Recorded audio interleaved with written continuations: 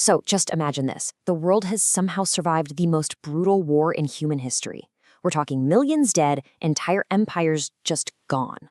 Everyone's calling it the war to end all wars. And yet, just 20 short years later, the entire planet is thrown into an even deadlier, more destructive conflict. How on earth did that happen? Well, today we're going to dive deep into that critical, chaotic period between the two world wars to find out. You know, this right here is the central puzzle we're going to solve together. It's one of the most tragic questions in all of modern history.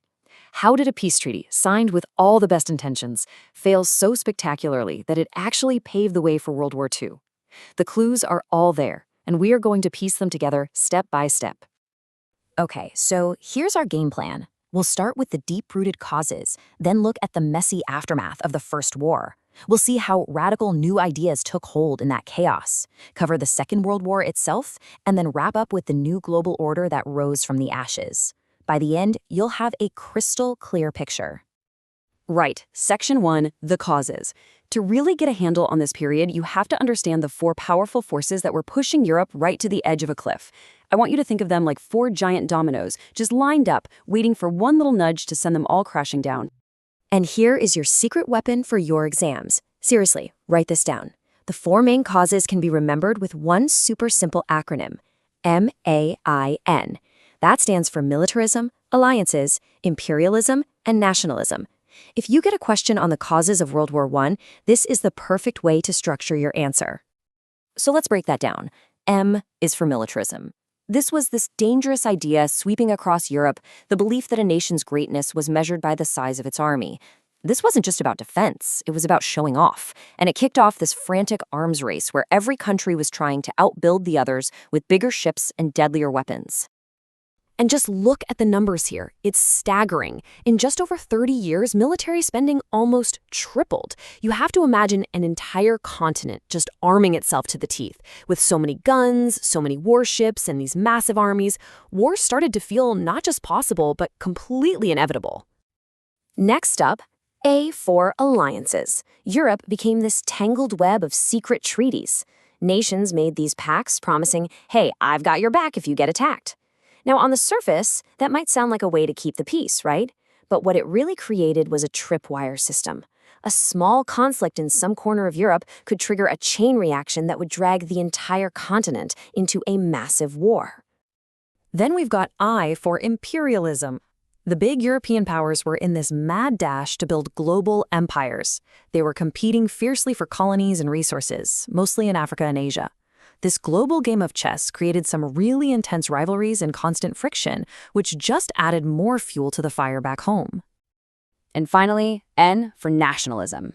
Now, being proud of your country, that's one thing. But this was a new, aggressive kind of nationalism. It wasn't just about loving your own nation. It was about believing your nation was superior to all the others. This created a really toxic us versus them mentality, full of suspicion and hatred for your neighbors. Okay, so after 4 years of unimaginable bloodshed, World War I finally grinds to a halt in 1918, and a huge wave of relief just sweeps across the globe.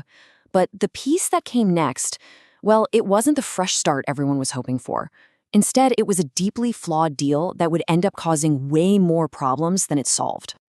And the heart of the problem was the Treaty of Versailles.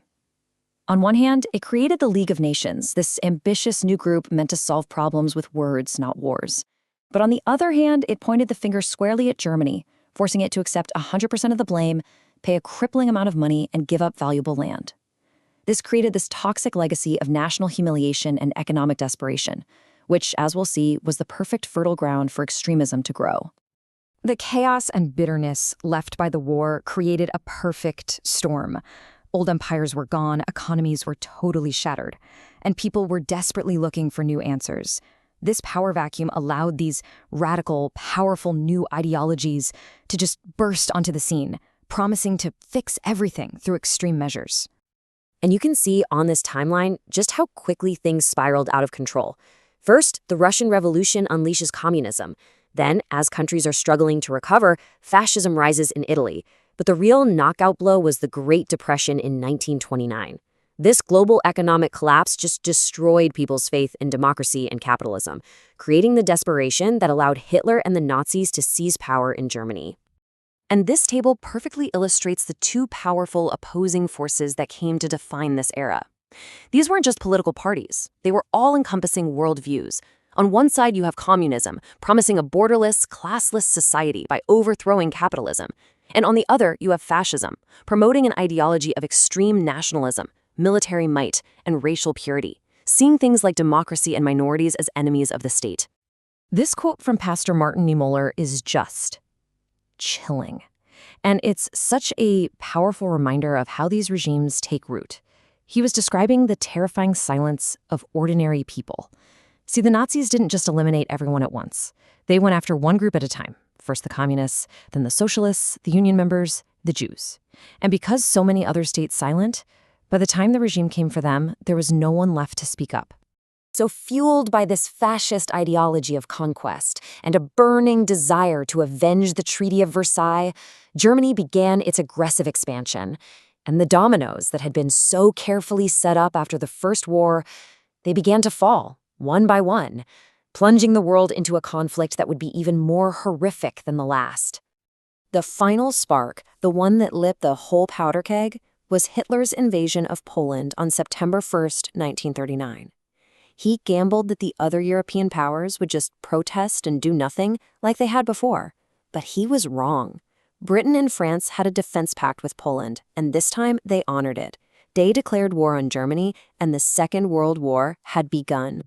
And the world quickly split into two major teams. On one side, you had the Axis powers, led by Germany, Italy, and Japan, all united by their ambition for military conquest and building empires. On the other side were the Allied powers. At first, it was Britain and France, but later they were joined by the Soviet Union and the United States. It was a massive coalition with one single goal: stop the Axis. And we must never, ever forget the horrific endpoint of this ideology. This number, 6 million, represents the Jewish people who were systematically murdered in the Holocaust. This wasn't a byproduct of war. This was a deliberate, industrialized genocide. And millions of others, Poles, Romani people, political prisoners, anyone the Nazis deemed undesirable, were also killed in death camps like Auschwitz. After 6 long years of brutal global war, the fighting finally ended in 1945 with the total defeat of the Axis powers. But the world that emerged from that rubble was fundamentally changed, with a new balance of power and a whole new set of global challenges just beginning to take shape. The end of the war completely reshuffled the global deck. The old European empires were shattered. Germany was defeated and literally split down the middle. And two nations emerged from the conflict, standing far above everyone else: the United States and the Soviet Union. Their rivalry would define the next 50 years. And, trying to learn from past mistakes, the failed League of Nations was replaced by a new body, the United Nations, designed to try and keep the peace. All right, we have covered a huge amount of history. So let's bring it all together and summarize the key cause and effect chain that connects this whole turbulent period. This is how you connect all the dots for your exams. And here it is, the whole story in 5 connected steps. This is the domino effect in action. It starts with the MAIN causes of World War I.